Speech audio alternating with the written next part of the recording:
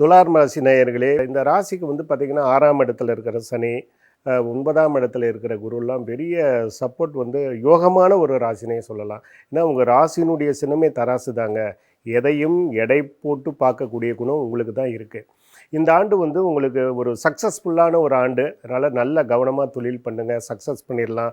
வெளிநாட்டுக்கு போகக்கூடிய யோகமெல்லாம் ஏற்படும். பெண்களுக்கு ஒரு மறுமலர்ச்சியான ஆண்டு. ஆடை, ஆபரணங்கள் இதெல்லாம் வந்து வீட்டுக்கு வாங்கக்கூடிய சூழ்நிலைகள் ஏற்படும். புதிய வண்டி வாங்கக்கூடிய சூழ்நிலைகள் எல்லாமே ஏற்படும்.